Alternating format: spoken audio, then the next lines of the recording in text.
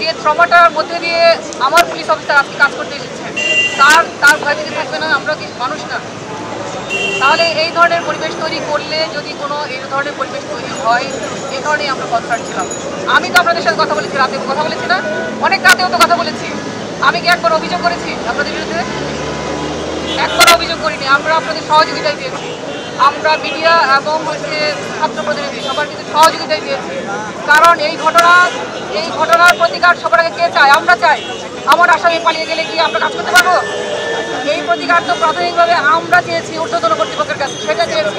ঠিক আছে, আপনাদেরকে অসংখ্য ধন্যবাদ। আপনাদের যেসব আপনারা আমাদের ঊর্ধ্বতন কর্তৃপক্ষকে জানাবো, এবং আপনারা যে এখানে জমায়েত হবেন, আমাদের ঊর্ধ্বতন কর্তৃপক্ষ কিন্তু বলেছিলেন যে এটা না হয়, কিন্তু আমি হতে দিয়েছি।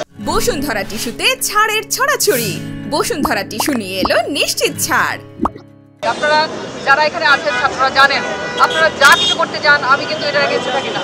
আমি জানি যে আমরা যদি মুখোমুখি দাঁড়াই তাহলে কী হবে, ভেন্টিলেশন, আমাদের মনের মধ্যে কী আছে আমরা জানতে পারবো। আমরা এক পক্ষের সঙ্গে আরো পক্ষের কোনো দূরত্ব চাই না। আমরা চাই নাগরিকদের মনের মধ্যে কী আছে সেটা জানুক, আর আমাদের মনের মধ্যে কী আছে আমরা যেন জানি। আমরা জানি যে আগে এই গ্যাপ তৈরি হয়েছিল বলেই কিন্তু সেই আগস্ট বিপ্লবের ছাত্র তৈরি হয়েছিল। আমরা আবার চাই না সেই দিন আবার ফিরে আসবে। আমরা বারবার কিন্তু আপনাদের সহযোগিতা পেয়েছি, এখনও চাচ্ছি। আপনারা এই অবস্থা বলে আমাদের পুলিশ অফিসারদের মোরাল অনেক ডাউন হয়েছে, আপনারা সেটা জানেন। তাহলে আপনাদের সহযোগিতা আমরা চাচ্ছি, তাদেরকে কাজ করার সুযোগ দেন। শাস্তি তো পুলিশ প্রতিদিন পায়, আপনারা সেটা জানতে পারেন না। প্রতিদিন শাস্তি দেওয়ার পুলিশেরই আছে। আপনারা যারা ব্যক্তিগতভাবে আমাকে জানেন, আমি যেমন আমি কিন্তু শাস্তি দেওয়ার অত্যন্ত করবো।